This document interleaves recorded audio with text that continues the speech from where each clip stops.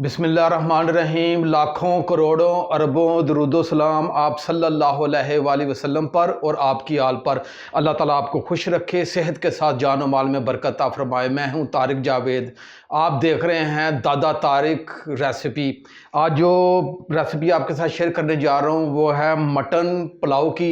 इंतहाई आसान तरीके से आपको तरीका बताऊंगा, बहुत मज़ेदार बनती है। आप आए अपनी रेसिपी की तरफ चलते हैं।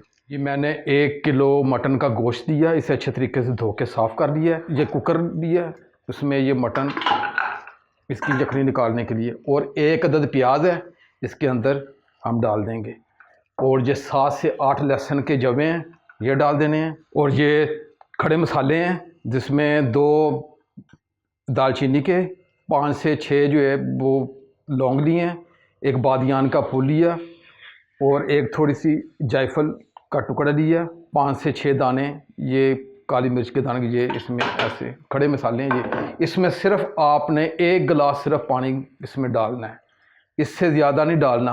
अक्सर लोग क्या करते हैं कि इसमें भर के पानी डाल देते हैं और इसकी यखनी निकाल देते हैं। गोश्त कच्चा होता है और कच्चे गोश्त की यखनी निकल जाती है। हमने ऐसे नहीं करना, हमने 1 गिलास पानी इसमें डाला है और प्याज डाला, थोड़े से खड़े मसाले डाले हैं।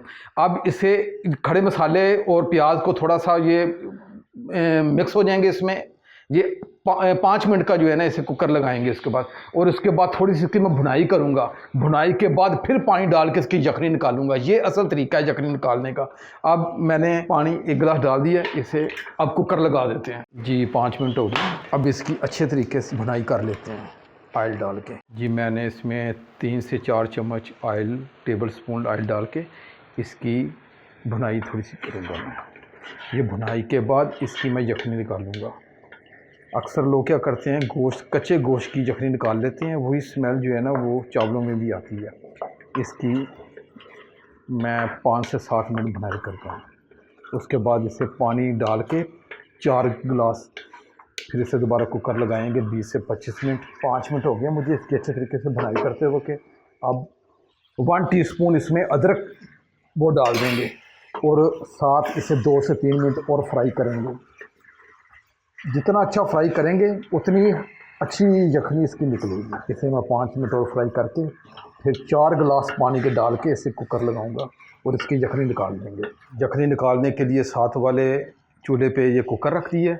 उतनी देर में हम इसका मसाला, ये 4 से 5 टीस्पून ऑयल हम इसमें डालेंगे। बिस्मिल्लाहिर्रहमानिर्रहीम। और इसमें 3 मीडियम साइज़ प्याज हैं, ये इसमें डाल देंगे और इसे ब्राउन करेंगे इसे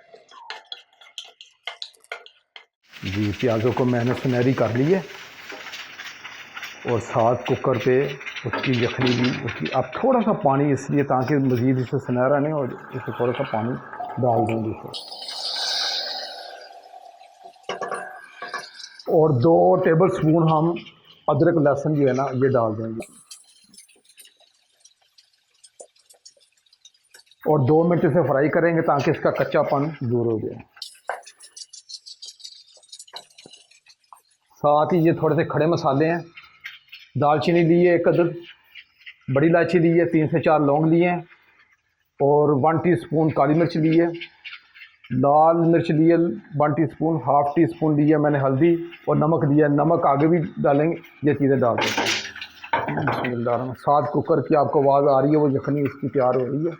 मैंने कहा इतनी देर में ना हम ये डाल लेते हैं, मसाला तैयार कर लेते हैं। और ये 2 मीडियम साइज़ के मैंने ये टमाटर लिए हैं, ये भी डाल देंगे इसमें, और ये 2 मीडियम साइज़ की हरी मिर्चें ये भी इसमें डाल देंगे। आप थोड़ी सी बनाई कर लेते हैं 2 से 3 मिनट, और उसके थोड़ा सा पानी डाल के ढाँप के रख देंगे ताकि इसका टमाटर जो है ना ये इसमें मिक्स हो जाए इसमें। ये 4 से 5 मिनट इसकी मैंने टमाटरों को अच्छे तरीके से मिक्स हो गए हैं, भुनाई कर ली है।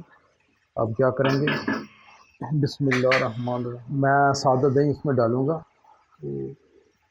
5 टेबल स्पून इसमें दही डाल के इसकी भुनाई करेंगे। इसमें मैंने कोई आर्टिफिशियल डब्बे वाला मसाला नहीं डालता, अपनी जितनी भी रेसिपी होंगी इसमें, क्योंकि सादे तरीके से जो जायका आता है ना वो घर का सादे मसाले से, उसका अपने खाने का मज़ा है। आपकी अपनी मर्ज़ी, अगर आप कोई डब्बे वाला मसाला डालना चाहें तो आपकी मर्ज़ी है, लेकिन मैं नहीं डालता इसमें।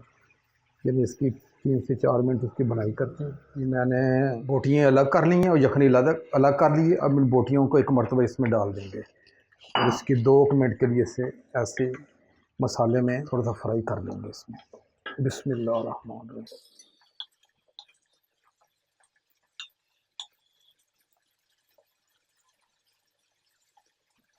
3 से 4 मिनट इसे फ्राई करूँगा मैं इसे। साथ ही 2 गिलास जो यखनी के बचे हैं ये डाल देंगे। बिस्मिल्लाहिर्रहमानिर्रहीम। मैंने 1 किलो चावल लिए हैं कच्ची बासमती के, उसे आधा घंटा पहले अच्छी तरीके से धो के भिगो के रख दिए थे।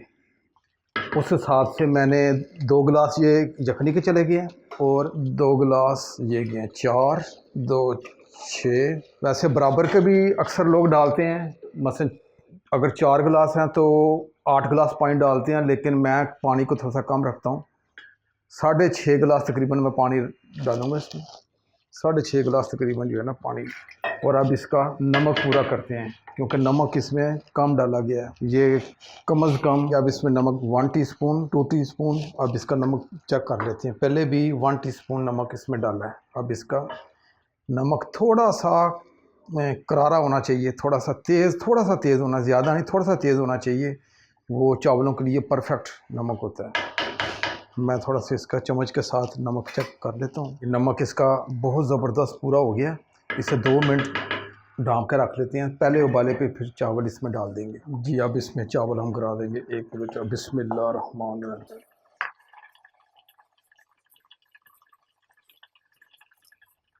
ये हल्के हाथ से एक मरतबा इसे और इसे ढाँप के रख देंगे। फ्लेम को थोड़ा सा हाई कर देंगे।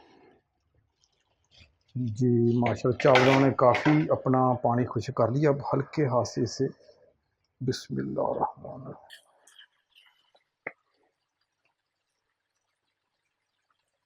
अब इसे दम पे दे देते हैं तकरीबन 20 से 25 मिनट।